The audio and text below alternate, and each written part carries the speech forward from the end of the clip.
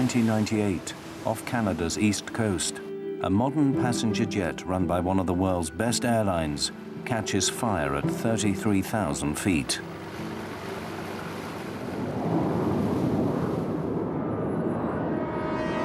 Swissair 111, we are dumping fuel now, and we must land immediately. In its final 6 minutes, communications from the cockpit cease. It's burning already! Then the plane plummets into the ocean.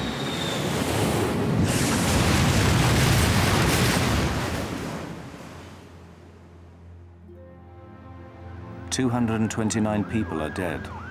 What caused the fire is a mystery." Many of the vessels reported to the Canadian Navy vessels standing by on scene that they were finding bodies and making repeated requests for more body bags and get the bodies that were Now, after one of the largest investigations in aviation history, the complete story behind the loss of Swissair Flight 111 can finally be told. It's a wake-up call for the entire airline industry to ensure that what happened aboard Swissair 111 would never happen again. This accident investigation was a unique opportunity to assess the materials in airplanes. And the problem is not only just the stuff that can burn, but the fact you can't see it. When you really have fire on board, the clock is running against you.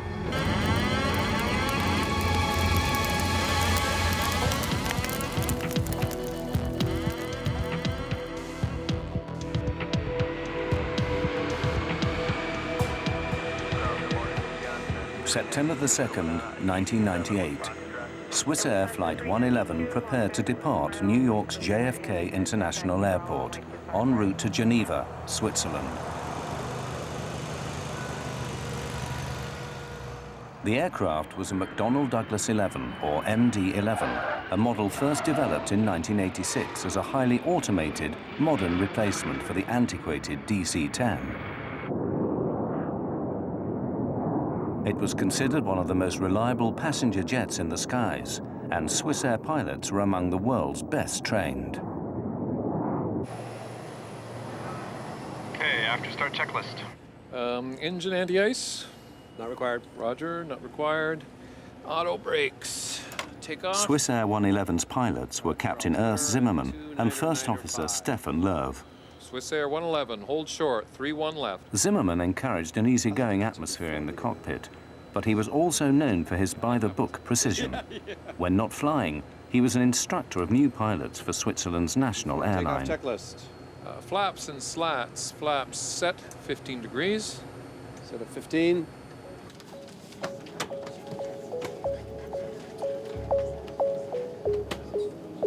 On board were 215 passengers, 12 crew, and 2 pilots.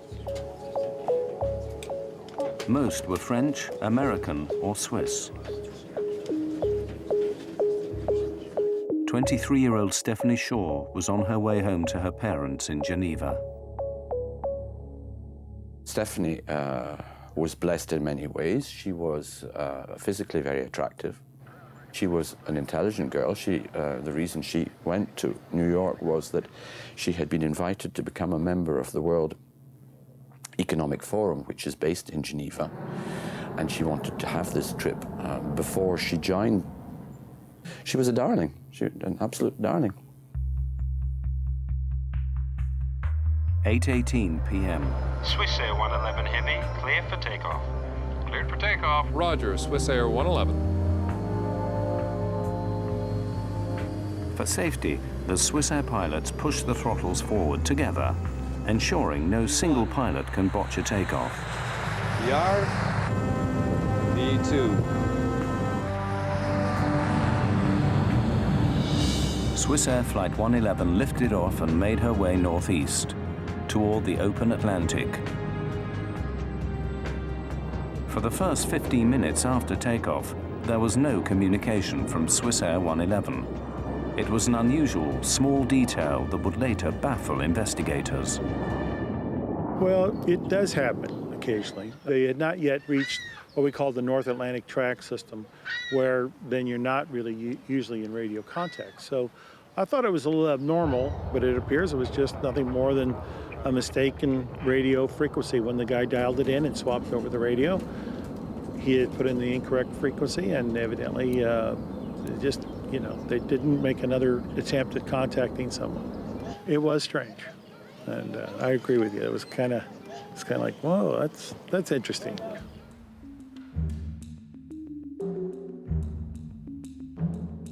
Atlantic air traffic is handled by a remote center in Moncton, New Brunswick, Canada. Almost half an hour after takeoff, Captain Zimmerman made his first communication with Moncton. Moncton Center, Swissair 111 Heavy, good evening, level 330. Swissair 111 Heavy, Moncton Center, good evening. Reports of occasional light turbulence at all levels. Moncton Swissair. It was a perfectly normal transatlantic crossing.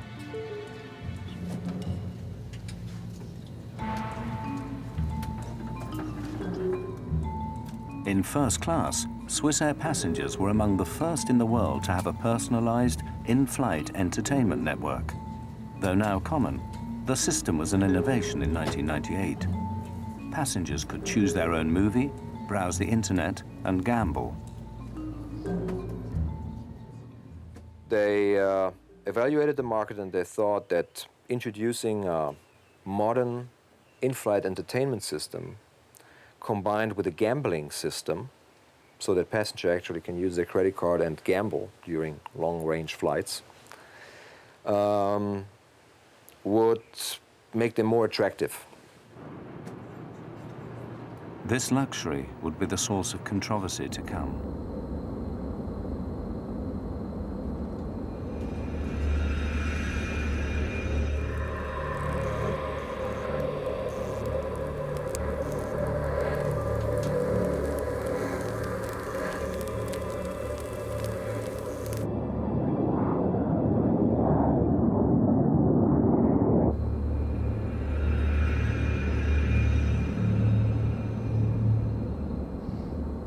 You smell something?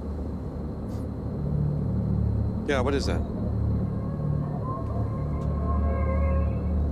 Go have a look, I'll take the controls. Roger, you have control.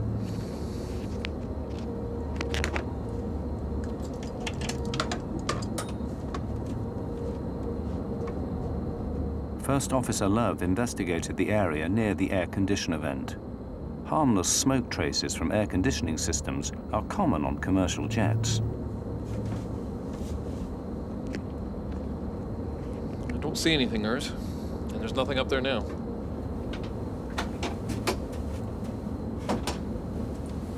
You hailed for me, Captain? Stefan and I were sure we smelled smoke a few seconds ago. Can you smell anything? I smell it too, yeah. Could you smell it in the cabin before you came in? No, definitely not. They agreed that the air conditioner was the likely culprit. Can't see it or smell it anymore. Air conditioning, is it? Yeah. Please close it, thanks.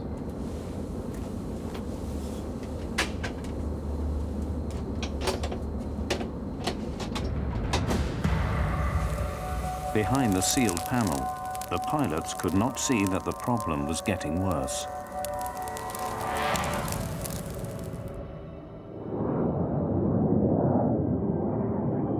Less than 45 seconds after smoke disappeared in the cockpit of Swissair 111, it returned.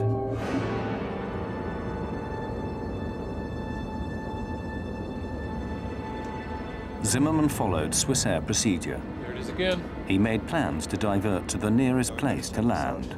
Find the closest place to land, Stefan. We'll need the nav charts from the library, also weather data for the area. Boston's close.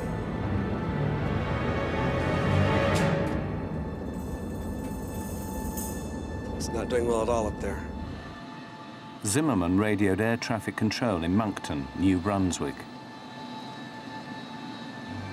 Moncton Center, Swissair 111 Heavy, good evening. United 920 Heavy, Moncton Center, good evening. The controller dealt with another aircraft before responding to Swissair. Other aircraft calling, say again.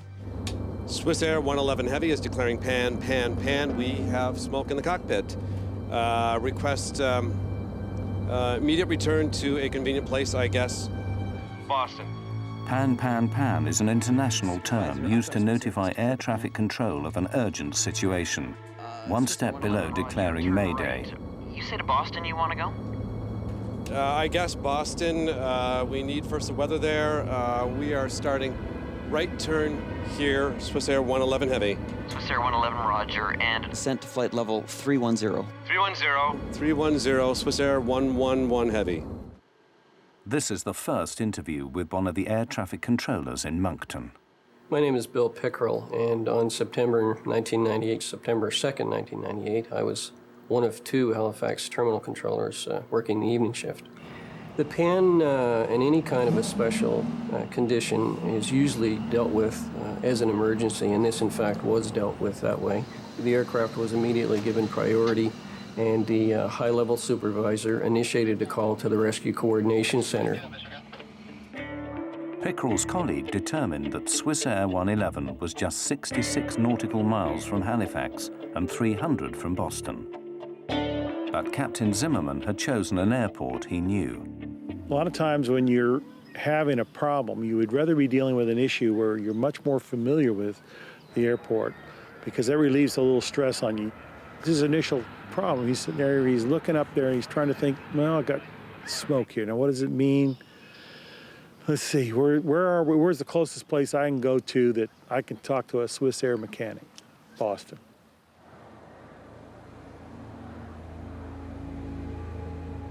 Swissair 111 Center. Swissair 111 Heavy, go ahead. Would you prefer to go into Halifax?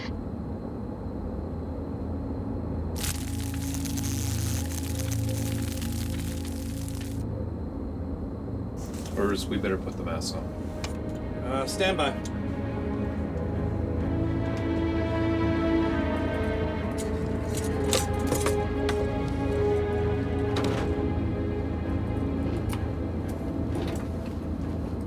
Realizing their location, Zimmerman decided Halifax was now the best option. Affirmative, Swissair 111 Heavy. We prefer Halifax from our position. Swissair 111, roger. Proceed direct to Halifax. Descend now to flight level 290. Level 290 to Halifax, Swissair 111 Heavy. A British Airways pilot in the area offered the crew what little help he could. Swissair 111 Heavy from Speedbird 214. I can give you the Halifax weather if you like. Swissair 111 Heavy, we have the oxygen masks on. Go ahead with the weather. It's the 300 Zulu weather. Swissair 111 commenced its descent to below 30,000 feet. The pilots calm and in control. It would take about 20 minutes to reach Halifax. 80, over.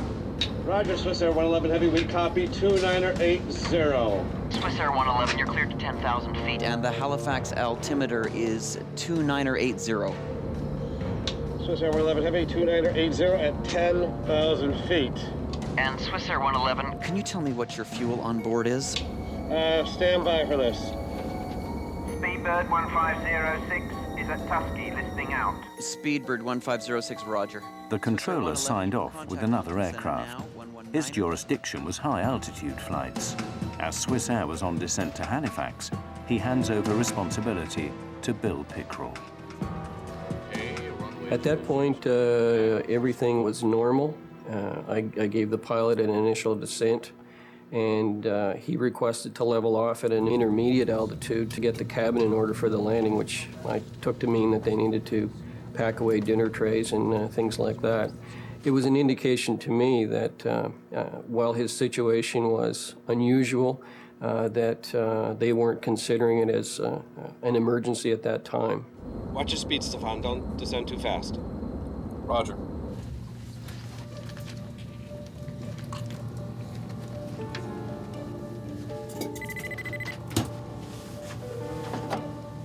Yes, Captain. We have smoke in the cockpit here. Have the cabin crew prepare for landing. We'll be setting down in Halifax in about 20 minutes. I'm about to start the checklist here. Yes, Captain Zimmerman. Zimmerman had two checklists for smoke in the cockpit. To complete both would take 20 minutes. This was Swissair company policy. In the meantime, Love continued the descent into Halifax.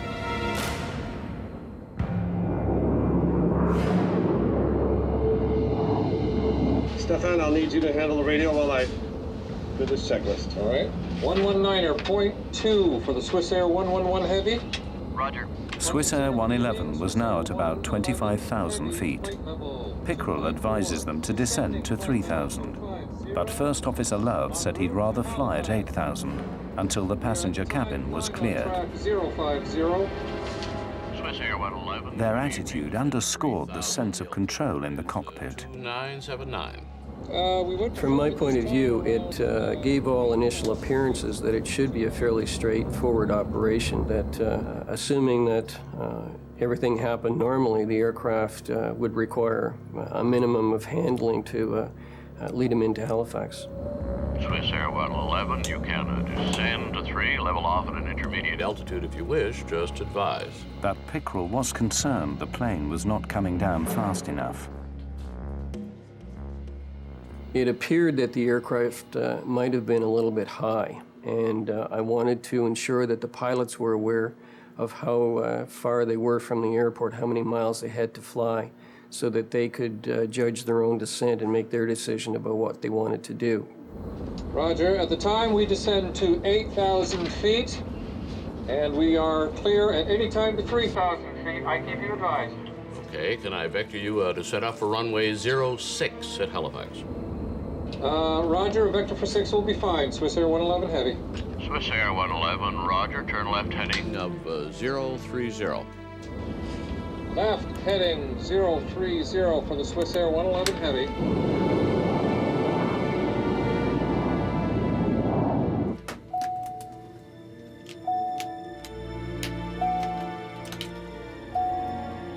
Captain Zimmerman needed information for the unfamiliar airfield, but his flight bag was out of reach. He summoned the flight attendant to help. You hailed me, Captain. For 2 minutes now. I need that flight bag there. It's got the approach charts for Halifax.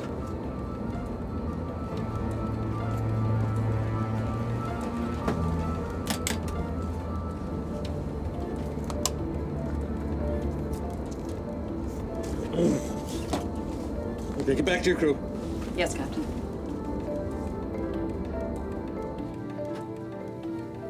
This is your maitre d' cabin speaking. The chief flight attendant notified passengers that the flight was being diverted.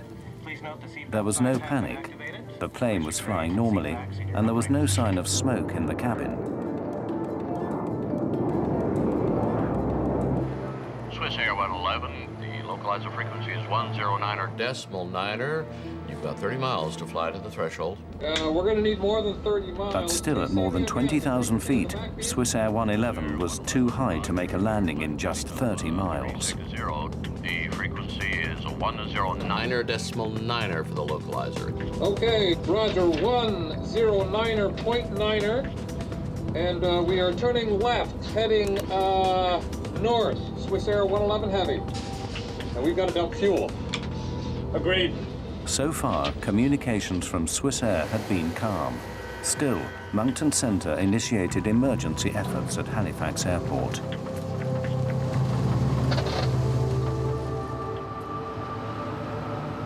Preparing ground crews for an emergency, Pickrell sought information from the pilots.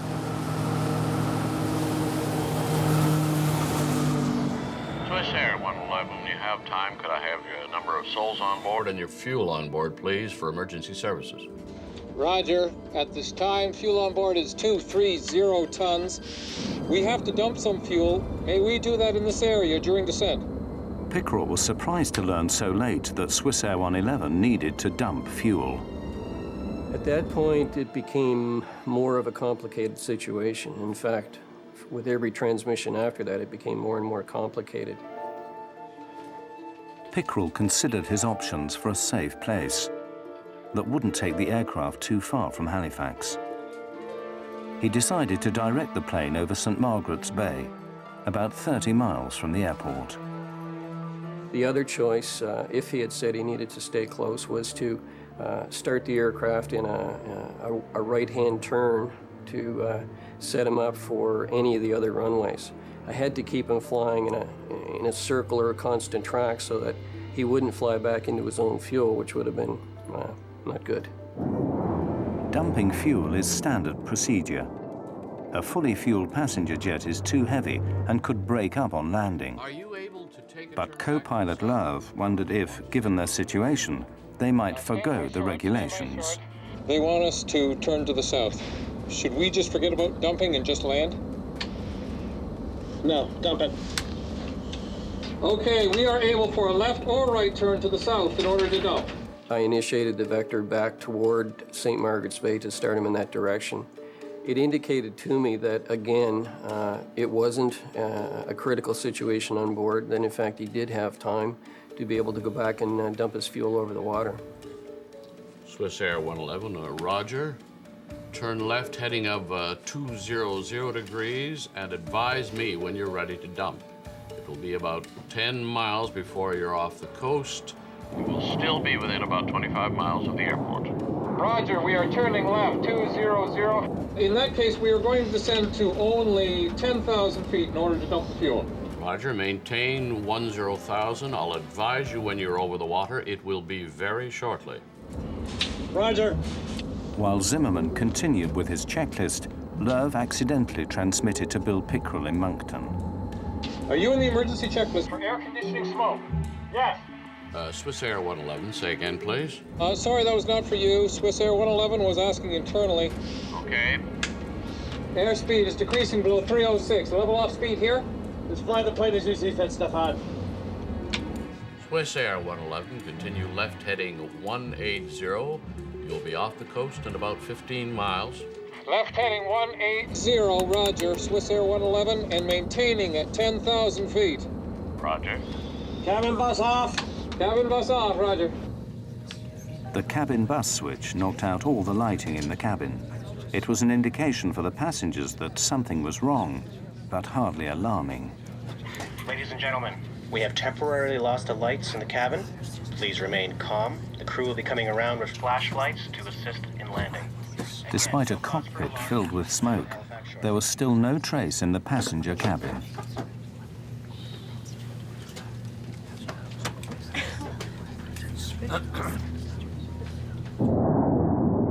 You will be staying within about 35, 40 miles of the airport if you have to get back to the airport in a hurry. Okay, that's fine with us. Please tell us when we can start to dump the fuel. Suddenly, the aircraft sent out a warning that the smoke was a sign of a more serious problem. Autopilot, disconnect. Copy that, autopilot, disconnect. Swissair 111. The autopilot disconnected because the plane's computers sensed erratic readings. In the next 90 seconds, those readings went haywire. 11,000 and 9,000 feet. Swissair 111, you can block between 5,000 and 12,000 if you wish. One by one, the instruments failed. The calm in the cockpit dissolved. Copy that. We are cleared between 12 and 5,000 feet. We are declaring emergency now. Swissair 111 at time 0124. Then the two pilots spoke simultaneously. Combined with other distractions in the control room, Pickrell was unable to hear a critical transmission. Love's declaration that they must land immediately. We are dumping fuel now. We must land immediate. Swissair 111, just a couple more miles. I'll be right with you. Roger that. And we're declaring emergency now. Swissair 111. Missing this transmission is a moment Bill Pickrell relives today. I'm not sure that it's a feeling that you can adequately describe. I recall reviewing the events of that night 1,000 times to determine if there was something additionally that I could have done, or if there was some mistake that I might have made, or was there any way that I contributed to this? And eventually I was able to come to the point of realization that there wasn't anything that I could have done, that everything that could have was done. Now there was nothing to do but wait.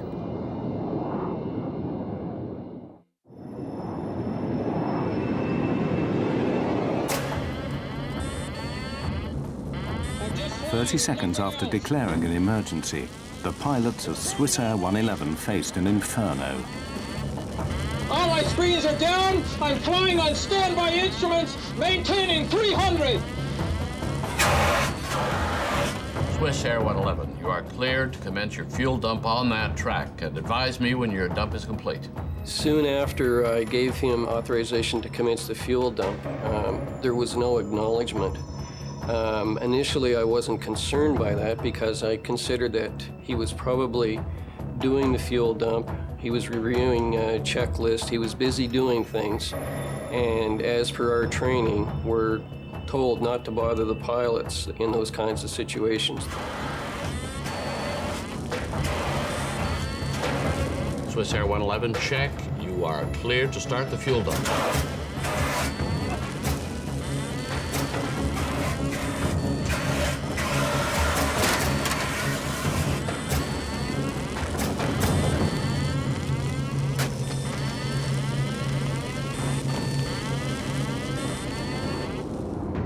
There was no further communication from the aircraft.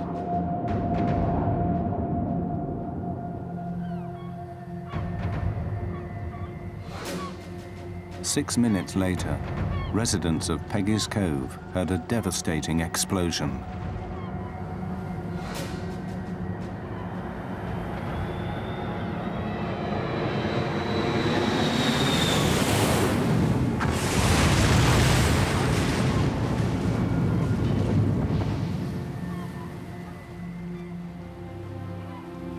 No one knew what had happened to 229 people after 6 minutes of silence.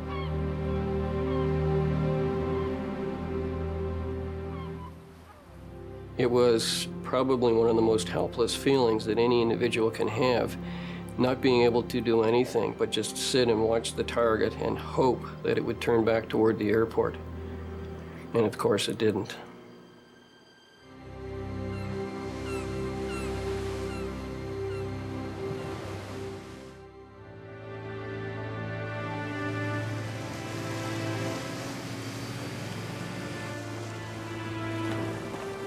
The following morning, would-be rescuers glimpsed the terrible remains of Swissair 111. Only one body was discovered intact.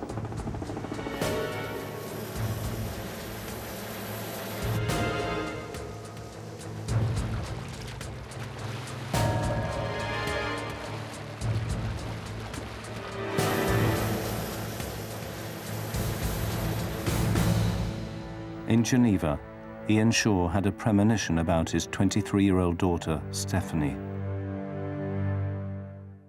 That night, the night on which she was due to return, for reasons I can't explain even now, I was restless and I was disturbed, and I slept early and woke while my wife was still awake and asked her if she had had news of Stephanie. No, she had not, but she didn't expect to have news of Stephanie. We knew she was coming on that flight and that she would certainly expect me to be at the airport to fetch her in the morning. I awoke around 6 Geneva time, and on television there was a report of the crash of Swissair 111. And I knew instantaneously that we had lost our daughter. Air traffic controller Bill Pickrell was in shock. It's a strange experience. I'm not sure that I can adequately express the feelings, but it's you work to provide a service, and you read about aircraft flying into a mountain or ending up in a swamp in some distant country, but you never expect that it's going to happen in your backyard. And when it does, it's kind of a lonely experience, I guess, in one sense. The Transportation Safety Board of Canada launched what would become the largest disaster investigation in the nation's history. They only knew Swissair 111 experienced a cockpit fire, but what caused it remained a mystery.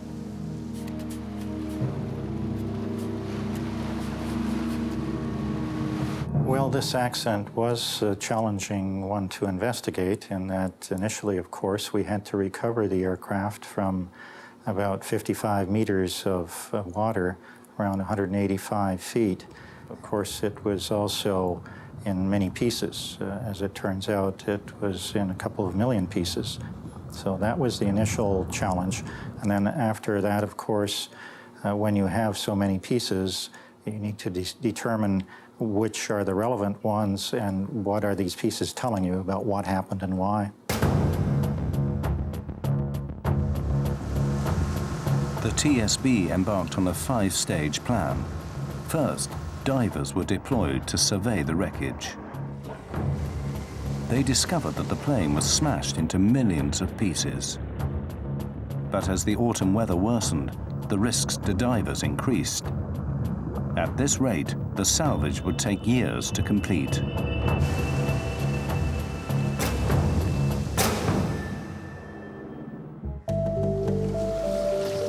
Stage 2. With help from the United States Navy, remote-operated vehicles began a more detailed search. The ROVs helped investigators survey the site. But the question remained: how to recover tiny pieces of twisted metal from the bottom of the sea. We have to go through little bits of airplanes, little pieces. In Swissair, we've had about 2 million pieces of airplane, and we pretty much almost had to look at them all because we had to discredit certain things, terrorists, bombs, various other types of faults. The TSB's investigators finally got the breakthrough they've been seeking: the black boxes. Recordings of cockpit and computer data told investigators that everything on the plane was working perfectly until the last few minutes.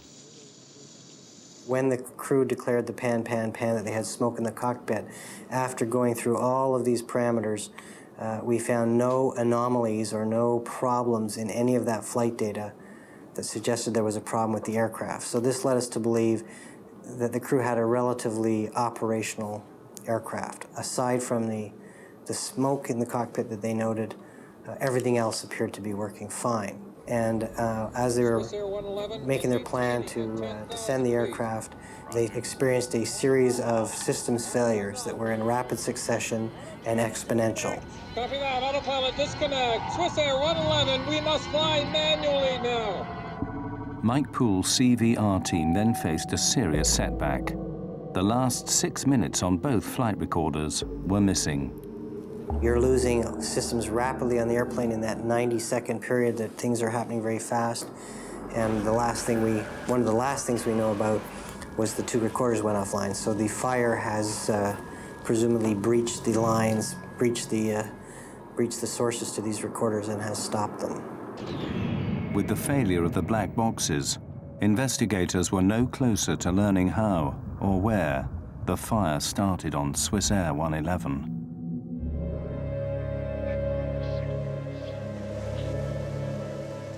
Stage 3. Barges were deployed to scour the seabed for evidence.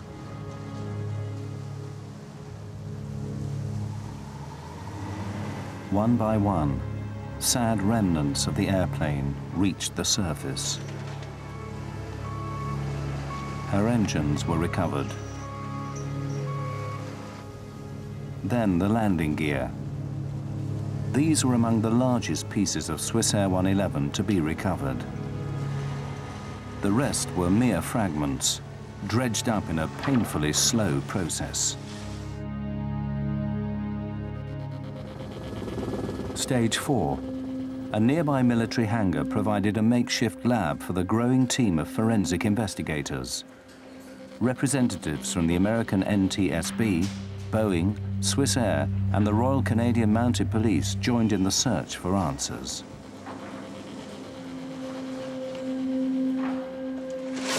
Pieces of Swissair 111 arrived by the truckload, organized into various categories for analysis. Soon the hangar was stacked to capacity with the biggest jigsaw puzzle in aviation history. All the investigators knew for sure was that an initially small cockpit fire suddenly turned to catastrophe.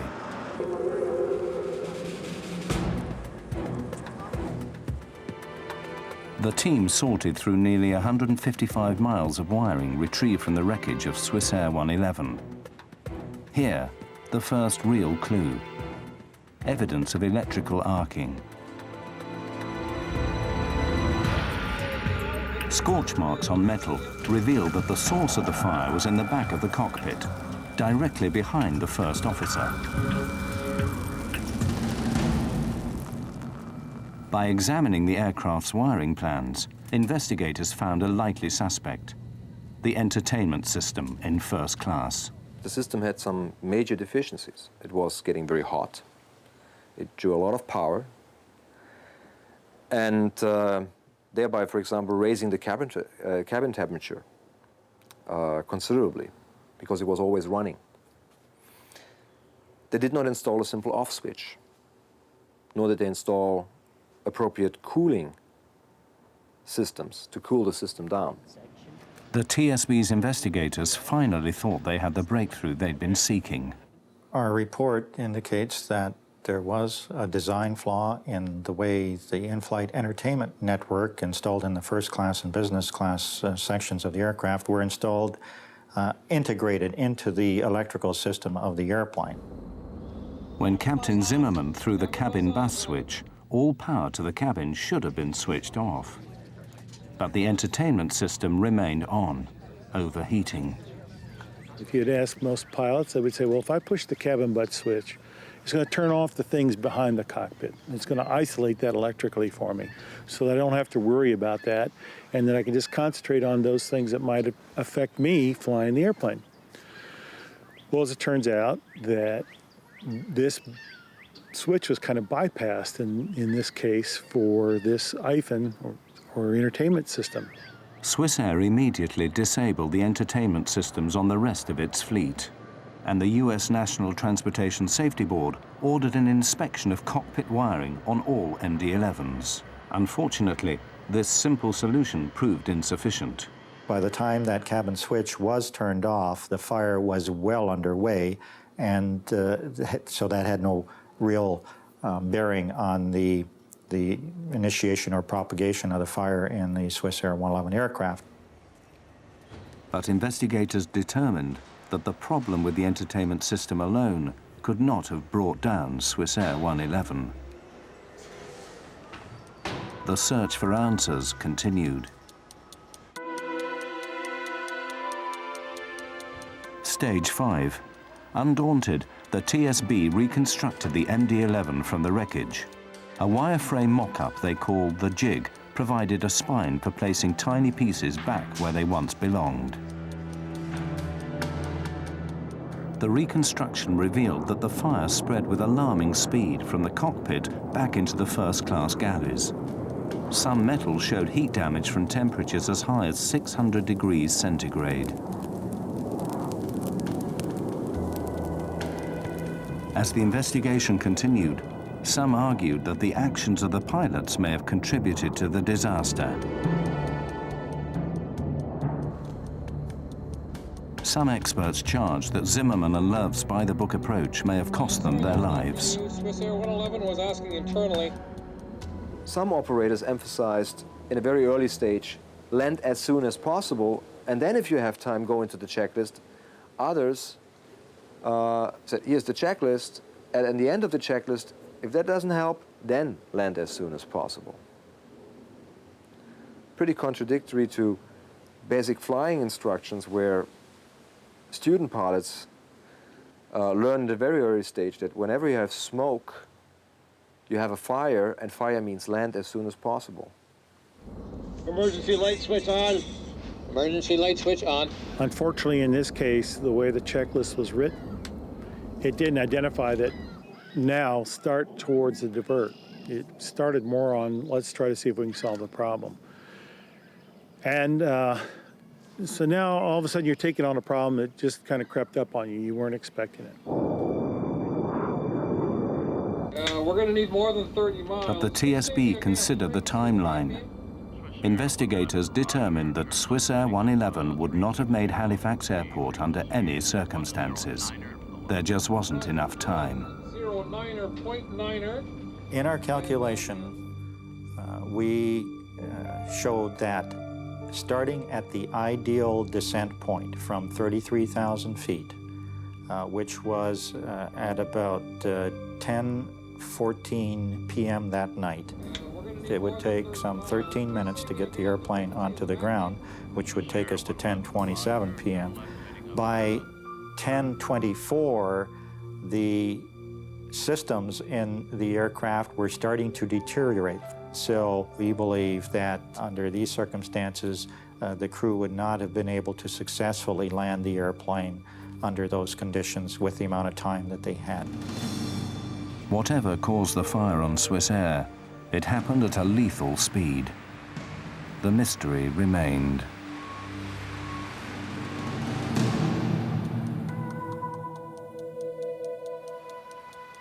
A year passed, then another ambitious operation began.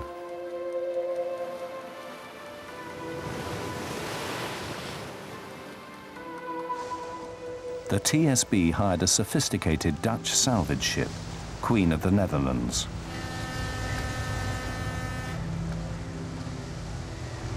The vessel has a gigantic vacuum system, capable of dredging even the tiniest pieces of Swissair 111 from the ocean floor. A mixture of seawater, silt and aircraft were pumped into the ship's hold. This cargo was then pumped into a specially constructed reservoir on shore. When the water drained away, investigators found another 1 million pieces of the aircraft. Any one of them may have held the clue to what caused the catastrophic fire. The painstaking sorting once again resumed.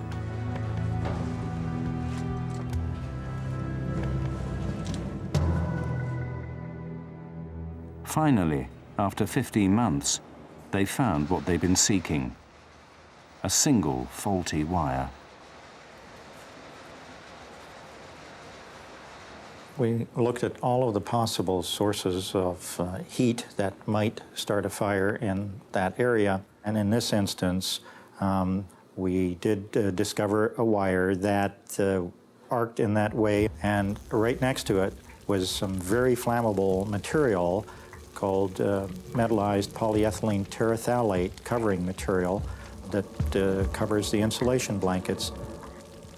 This polyethylene insulate, which lined the MD-11, is common on commercial airlines worldwide.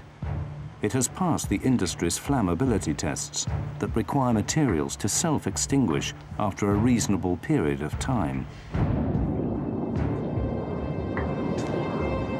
The investigation now took an abrupt turn. Instead of seeking the cause of the fire, the TSB now focused on the flammable materials that fueled it. This thermal acoustical material that was in this aircraft was very flammable. Even though it passed a test, it does sustain and it does propagate flame. So this investigation did focus on the flammability of materials and the requirement to reassess the criteria that is used to certify materials, not just thermal acoustical insulation blanket material, but also other materials that goes into aircraft, much of it in hidden areas. Investigators now had their answer. A wire arced in a closed space behind the cockpit.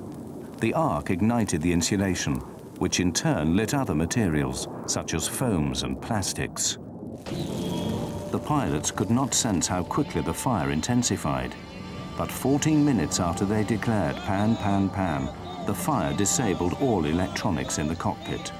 The black boxes went dead. A forensic examination also shed light on the desperate final minutes in the cockpit. Love was in his seat. Captain Zimmerman was not, likely fighting the fire and probably dead before impact. The first officer was probably trying to find a place where he could put this big airplane. He just didn't have a lot going for him. He didn't have a lot of instrumentation left. And I'm sure he was looking for something, some indication that would give him an idea of where he could put the airplane down, maybe even ditch the airplane. What is known is that the first officer was in his seat. Whether he was unconscious, conscious, maybe had severe degree burns on his skin, it's not known. We know the captain was not in his seat, so very likely he was trying to fight the fire. That the checklists were found molten together, the pages, indicates that they were used to fight a fire. At 10:30 Halifax time, Love shut down engine 2. Investigators determined that he probably received a warning the engine was on fire. Chillingly, it proved that Love was alive a minute before impact. They could not determine whether the passengers were aware of the fire, at least until the very final moments. There were traces found of soot and smoke extending as much far to the business class overhead area. Whether the passengers have smelled the smoke, it's not known.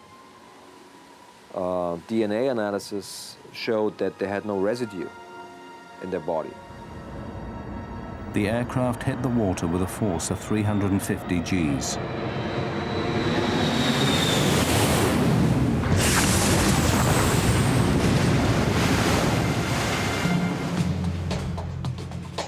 The TSB spent 4.5 years and $40 million analyzing the wreckage of Swissair 111, the largest air disaster investigation in Canada's history.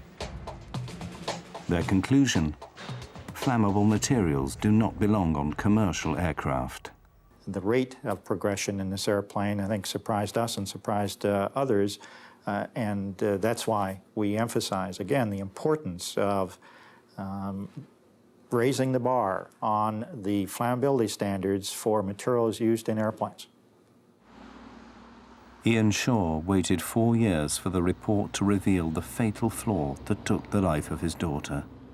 The truth has not diminished his anger at Swissair. There has to be accountability.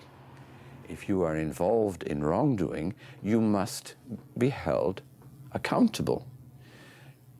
And you must declare your sense of responsibility. Otherwise, you are hiding. And you are hiding, in this case, behind the flag of Switzerland. I think it's unbelievable. In the aftermath, Swissair decided to remove the flammable insulate from its entire fleet. They also made changes to checklist procedure, reducing response time in a cockpit smoke emergency. Swissair did something very interesting. They modified their entire Swissair MD-11 fleet according to all these findings. They built in cameras and smoke detectors, even into hidden areas, where pilots have a little TV monitor and they can see whenever there is a smoke warning, which makes them all help gain time. And that's the most important when you have when you have a fire. But plagued with financial problems, the mighty Swissair shocked the industry when it declared bankruptcy in October 2001.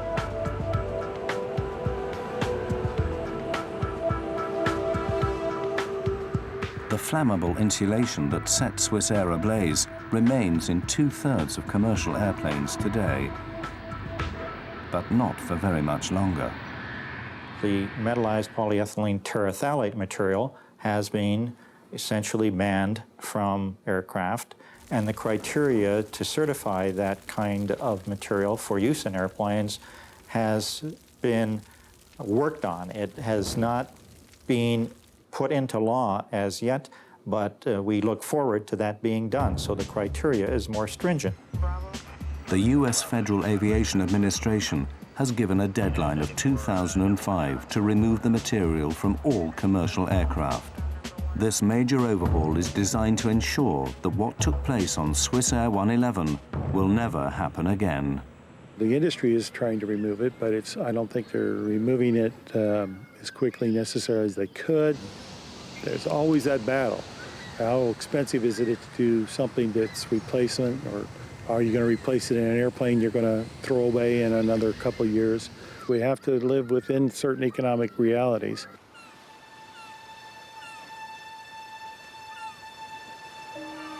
For Ian Shaw, losing his daughter so suddenly and violently has left a permanent emotional scar. He left his wife and his wealth behind in Geneva and now runs a modest restaurant in Nova Scotia in view of the sea where his daughter died. Why would I come here to this particular point in Nova Scotia? A lot of people have said, oh yes, we fully understand you want to be close to your daughter and the point where the plane crashed. That is no part of my being here. Swissair ripped out of me any possibility of proximity to my daughter. I found a comfort in the awareness of the presence of the eternal ocean, the ocean which has been going backwards and forwards for many, many, many thousands, millions of years. I came here because I had to. I can't give a fully rational declaration to you of why I came here. I can only say to you, I am in the right place for the wrong reasons.